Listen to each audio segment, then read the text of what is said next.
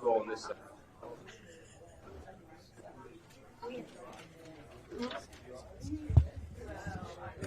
Oh, last night? How's it look? Oh, better. You can get up to it. You said that I wasn't supposed to. No, I said that you were. Oh, man.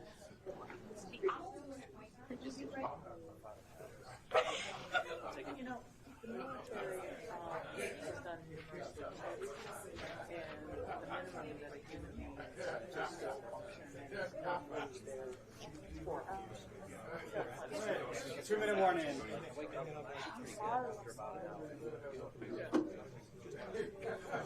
I don't know if I would really trust the military in terms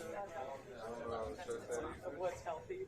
Monday was the longest, 29 hours. No, he said he had to take it. Because I said, I'll let you walk if the tip of your tongue. She said, oh, we said, we're only here.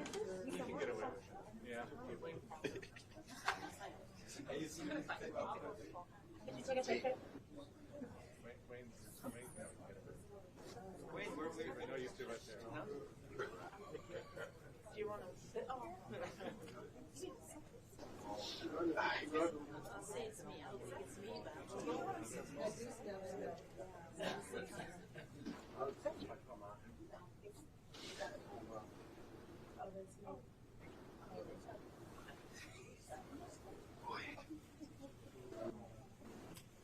All right, we're coming now.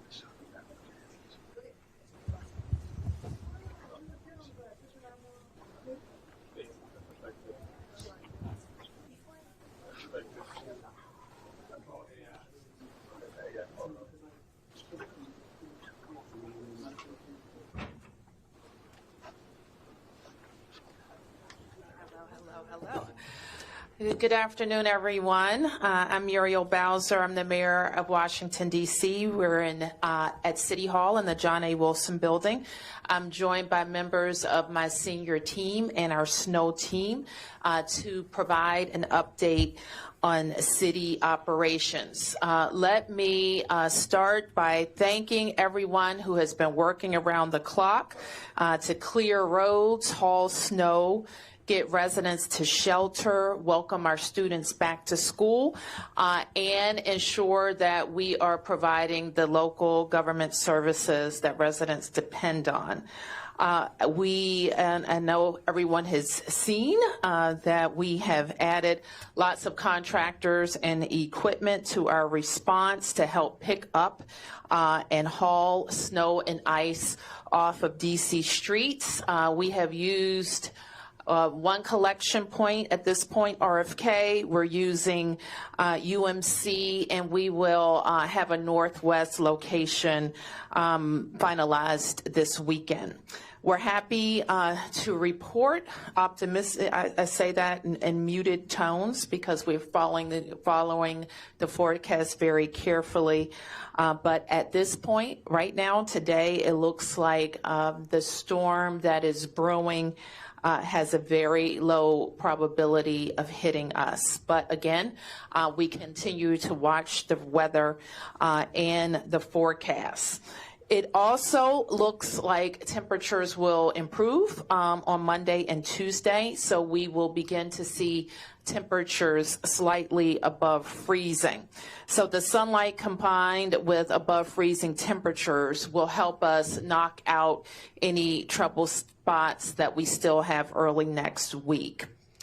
I want to provide an update on trash collection. Our teams, as I think I mentioned the last time we were together, we had a focus on our city cans. Those are the street litter cans that you see mostly in high pedestrian areas. Those cans are usually emptied once per 24 hours.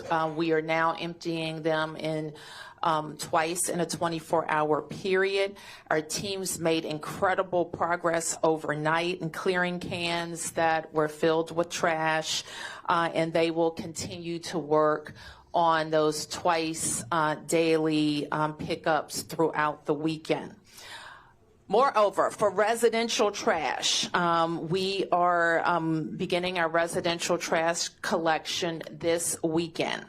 And so I'm going to tell you our plan for Saturday and Sunday. Sunday evening, we think we will have enough information to be able to talk about the rest of the week.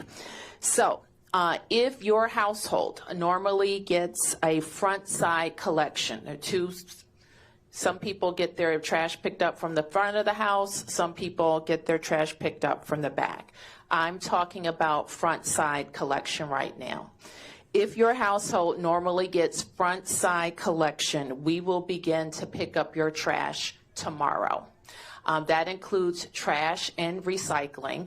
And until we are caught up with trash, we will be commingling on trash and recycling. So bring out your trash and recycling. If you get picked up in the front on Monday, beginning tomorrow, we will start to pick up your trash. So please do that and have it out by 6 a.m.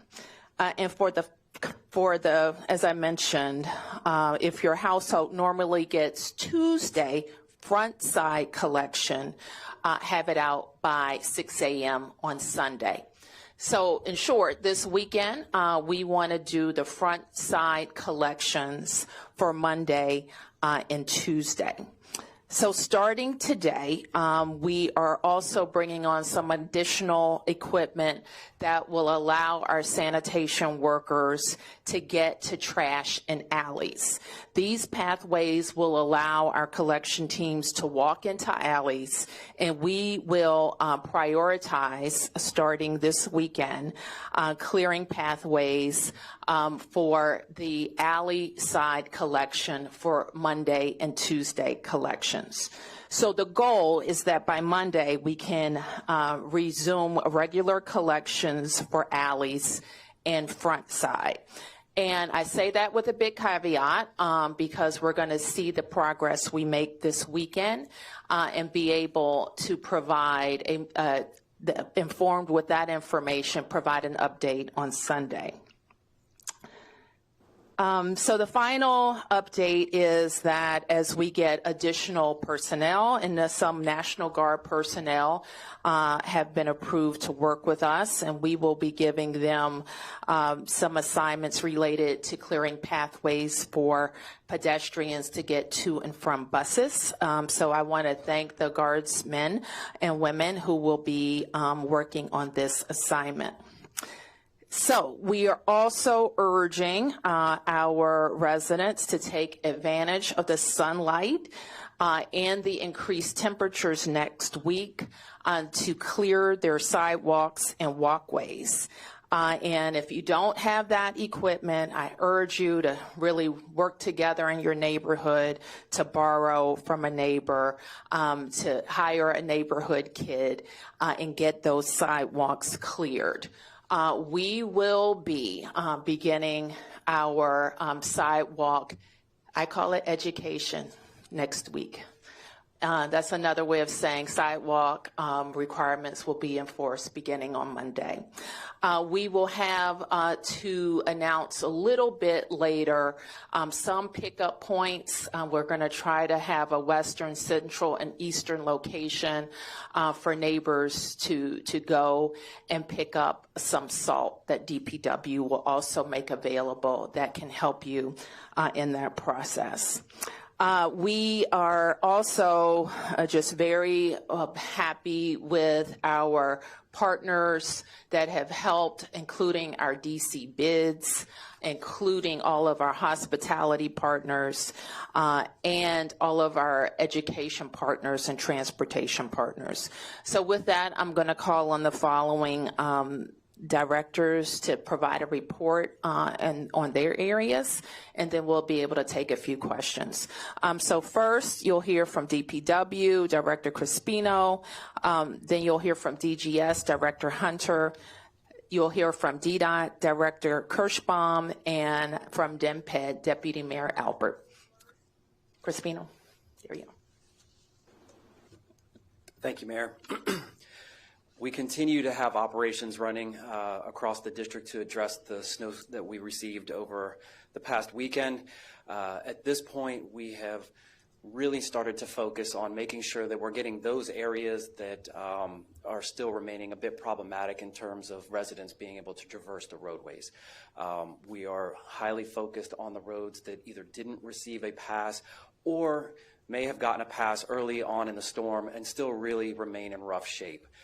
We are taking the input that we're getting from 311 residents, ANCs, council members, and the like, and we're incorporating it into our process of applying machinery and personnel to those areas to get residents the relief that they've been asking for. And I'm pleased to report that while it's not perfect, we are making good progress. The roads are becoming more navigable, and every day the number of streets that we need to get to is going down. I'm not saying that we are stopping the process. DPW will continue to work on the roadways with the support of the mayor and the sister agencies behind me. We do have multiple crews out picking up snow from some of the areas of the district to take to holding areas, as the mayor has indicated, so that the roadways are opened up, pedestrians can get through the city core, businesses are open, and we can start to resume normal operations. In that regard, as the mayor has indicated, we are going to commence an operation that we haven't tried before, and we are going to open up the alleyways so that our employees can access and start to pull the cans to the trucks in order to get collections back on a normal schedule. But in the meantime, please just have patience. This is going to be a labor-intensive process, even with the heavy machinery. You may hear noise at night. It's okay. It's our machines and personnel doing the work, but that's to get your routes back to a normal schedule. In the meantime, we will be picking up the trash from the front sides, and we will have an update for you on Sunday, as indicated. In terms of public litter cans, the crews are doing an amazing job. We're on the second shift already, and at this point, we're getting feedback that there is a noticeable difference in the amount of trash that had been deposited around the public litter cans. And we will continue to run the double shift pickup until we start to get a handle on the residential trash pickup. With that, I will turn it over to my colleague, Delano Hunter. Thank you. Good afternoon. Excuse me. Good afternoon again. My name is Delano Hunter, and I serve as the director of the DC Department of General Services. I'd like to thank the mayor for her support and my colleagues for their partnership and collaboration. At DGS, our purview is the nearly 500 government-owned facilities, including approximately 130 DC public schools. And we have cleared 100% of our properties, primary and secondary entrances, ADA entrances, and also parking lots. We'll continue to sometimes service those over the weekend, including widening paths and doing additional passes and salting those facilities. Our focus at this point is really dealing with extremely cold temperatures. We've had a number of pipe breaks in our government facilities that we've been able to resolve and remediate. And then also we have had challenges with HVAC systems and boilers. I'm proud to report we have not had to close any schools.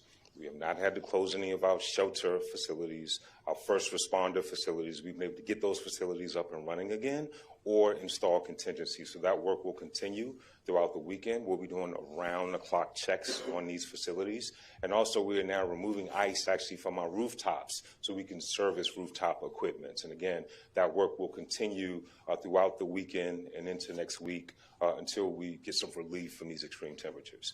So with that, I'll now turn it over to DDOT Director Sharon Kirschbaum. Thanks, Director Hunter. Just to add on a little bit, the DC Snow Team is really a partnership between Department of Public Works and DDOT in terms of clearing the roads.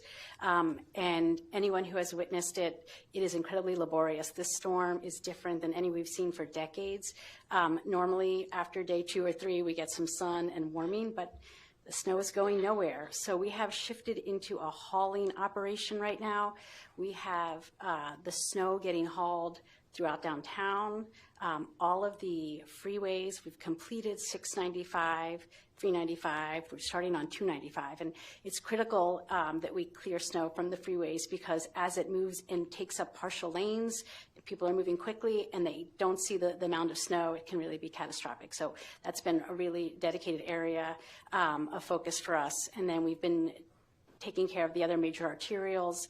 It is Georgia Avenue, 16th Street, Connecticut and Wisconsin, from the city center all the way up to the Maryland line. You're going to see those large caravans probably for the next 4 days, 5 days. We've already filled up RFK with snow. We've now moved operations to UMC. And then great progress on our bus shelters. We've probably finished about almost 75–80% of clearing the bus shelters.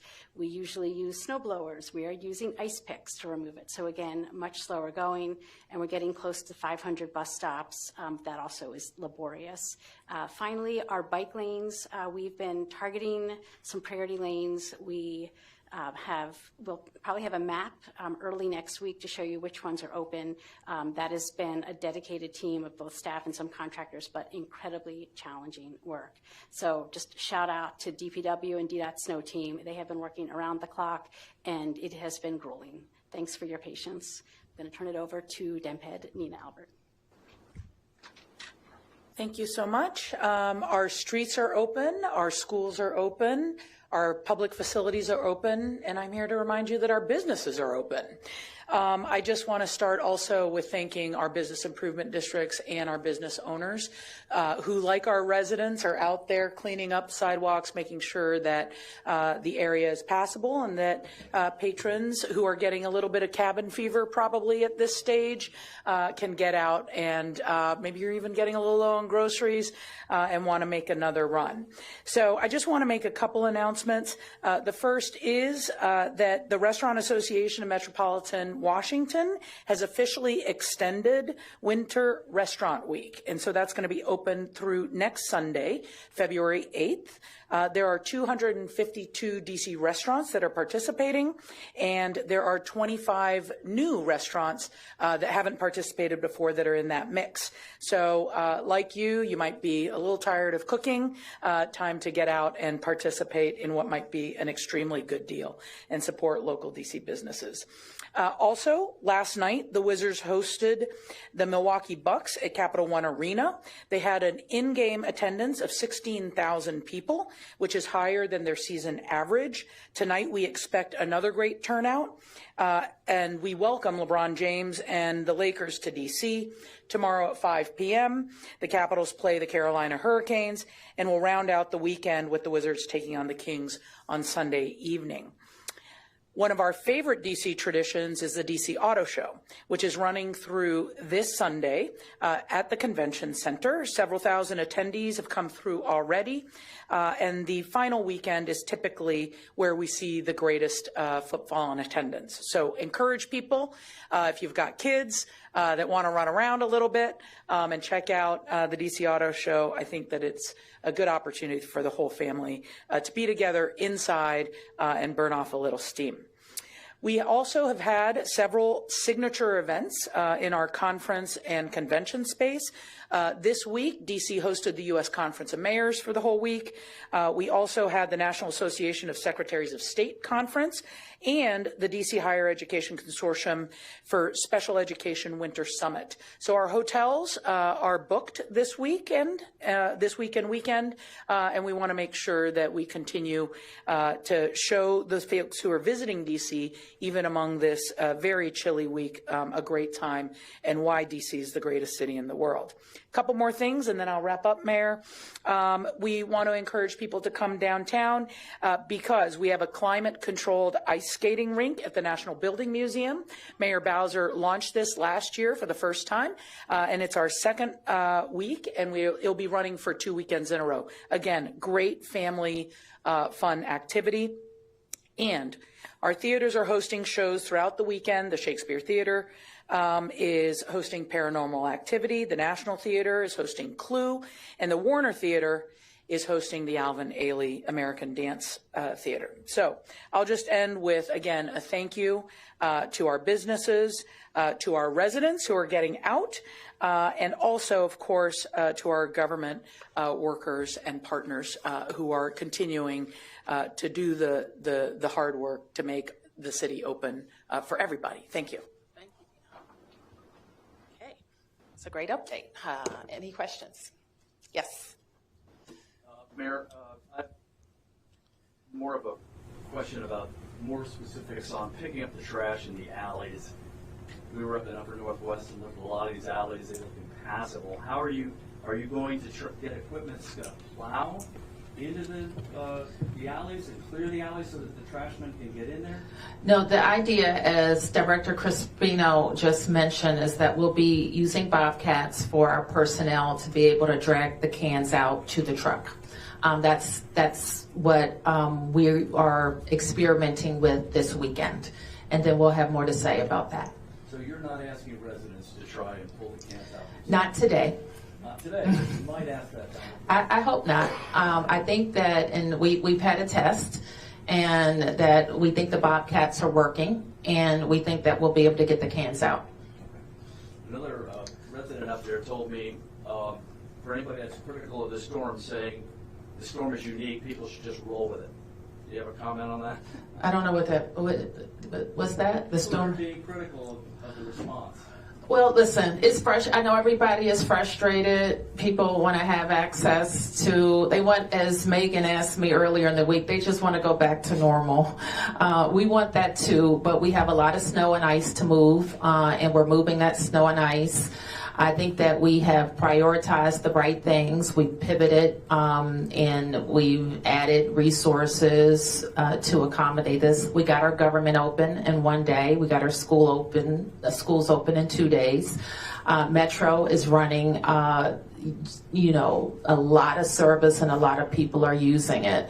That's not to say that I don't understand why people are frustrated if they can't walk to a bus stop, or they can't get to their car that's in the alley. I get all of those things. We all are prioritizing government operations and getting back to normal just as soon as we can. Yes? I just want to ask some additional school issues with HVAC and stuff. Sure. Like, you're working on that, but can you offer any more detail about how students have been impacted at those schools? Like, have any students not been able to come or had to be accommodated in other ways? What has been the... Well, we haven't. I think I'll ask Delano to come up and tell you, if you want, about each instance. But we haven't had to close any schools. In some cases, we brought in temporary heaters. In other cases, children may have moved to classrooms that weren't impacted. But let me ask Delano to say a bit more. Sure. To the mayor's point, we have a playbook, and typically what we do when a school goes down, the first priority is to get that unit back up and running. And in many instances, like Ron, Brown, and Deal, we were able to do just that. Then in some instances where there may need to be extensive repairs, we focus on contingencies. Contingencies mostly include like hanging heaters that are sort of industrial strength. So we'll do a heavy up to ensure that the electrical system can handle that load, and we'll install those contingencies. Then in some instances, what they'll do is they will have to shift to different classrooms within said building. So again, I know it's an inconvenience for teachers and students, but again, just want to let folks know we're working around the clock. The focus over the weekend, again, will be clearing ice from rooftops, around the clock checks, and we have a team that's working nearly 24 hours to ensure that schools can meet those expectations. Again, at 130 schools, we may have had issues at 4 or 5. That means that 120 plus are working in a good working order. Thank you. 2 questions. First, I know that you guys mentioned, obviously, you're not going to plow the alleyways to get the trash, but for people that maybe they have their cars back there, they can't get out of the alleys because they're not plowed, 311 says it's not the city responsibility, the landlords are saying it's not theirs. Like, where do you direct them to go to get that taken care of or help? And can you talk about the volume of calls coming into 311 right now? Does anybody have that? 311 calls. I don't know. I may have to get back to you on that. And then I'm not quite sure what your question is. We don't dig out cars. Let me just be clear. The city does not dig out cars. Yeah, so the back alleys, I know obviously you said you're not going to dig them out to get trash, but if they're covered and people have cars back there, like, is that We're going to responsibility? get the trash. We are. Yep. Mayor, you've been through several of these type of storms, and you stated... I've never been through this type of storm. That's what I was going to say, but you said this is unusual in that it's been so cold, and we haven't had any melting, we haven't had any real decay in the snow. What letter grade would you give you and your team based on the job they've done over the last 4 or 5 days, including also being ready for this?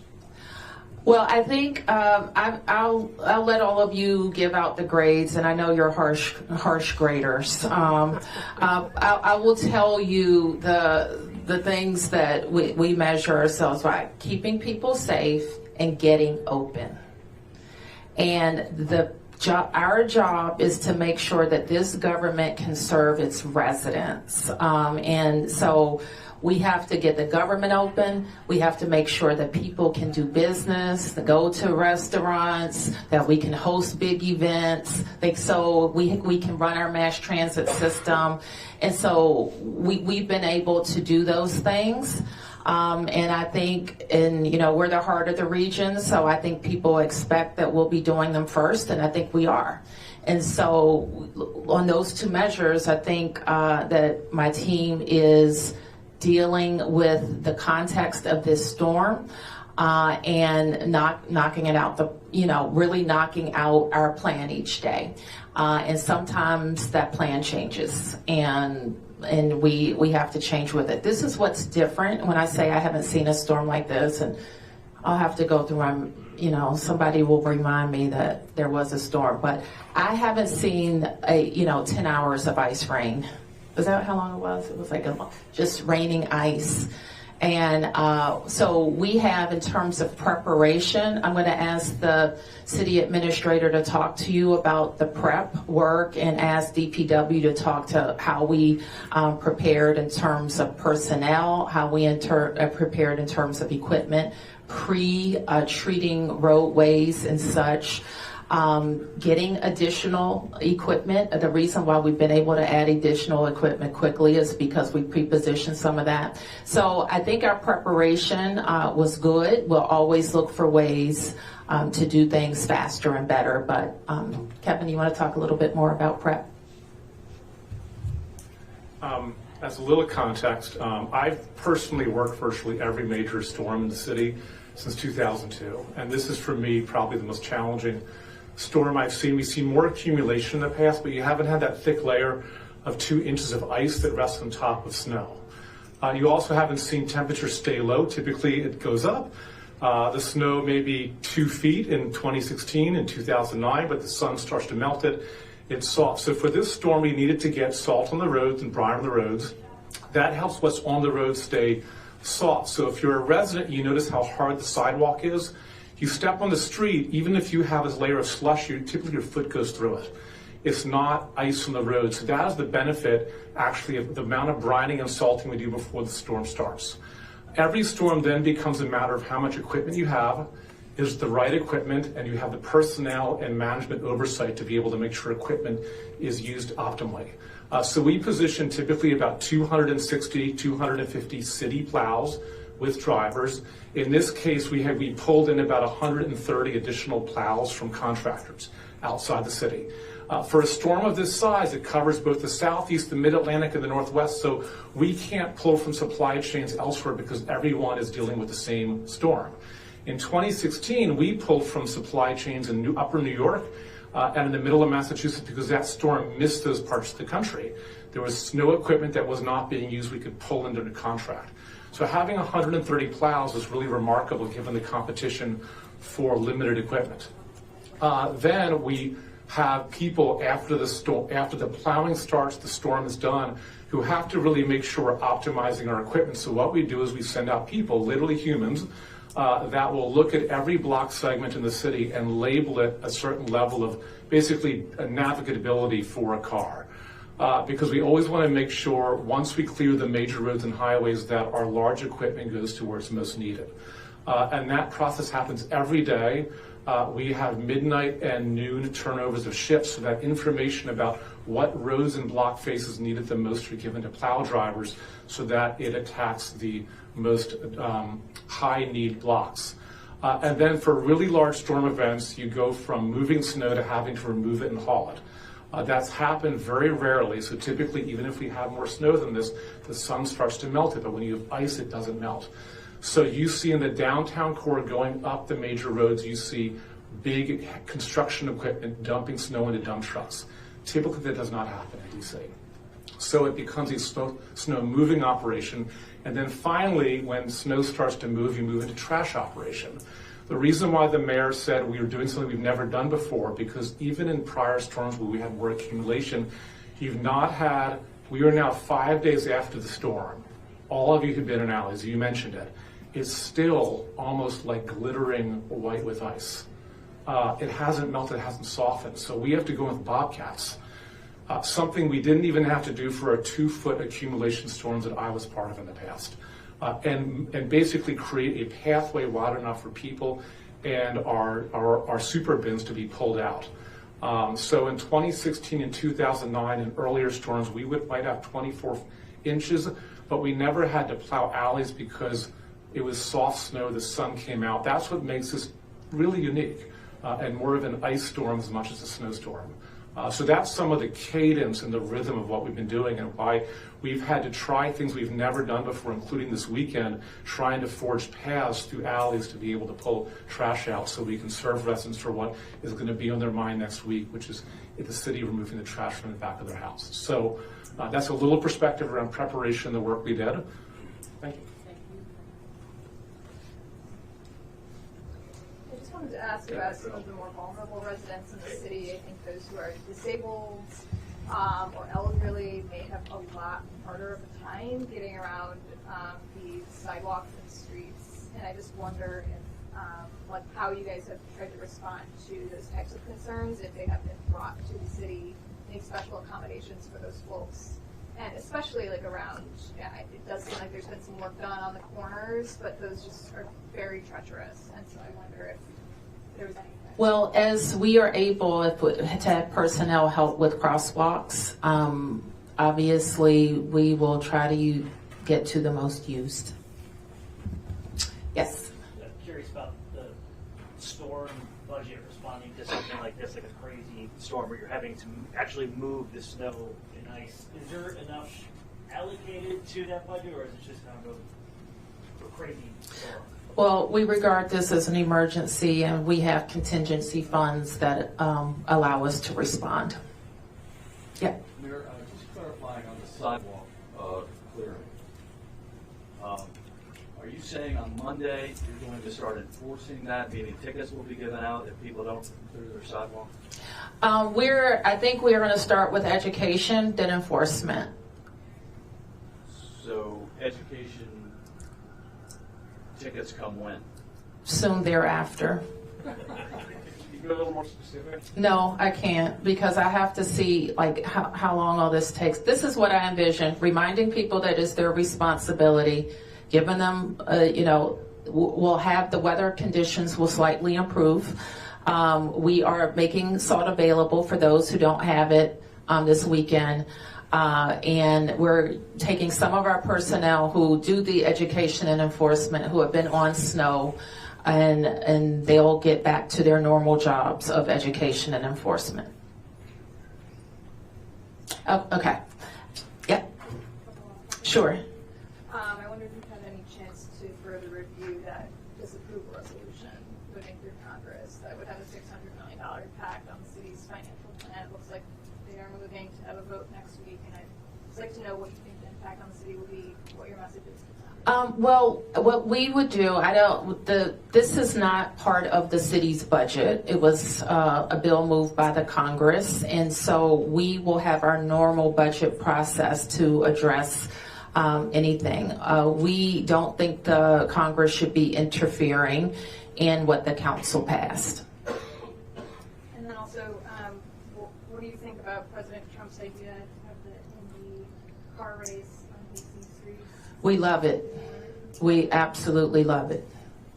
We were briefed by the organizer a few weeks back. We understand that it requires some congressional action because of the route.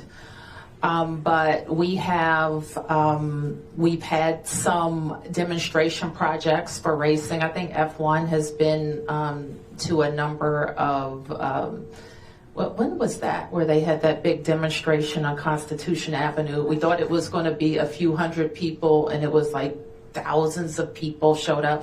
So there are a lot of race fans in the F1 in particular, and we'll see about what's going to happen with NASCAR. But I think it could attract a lot of visitors to the district, which we think is a good thing.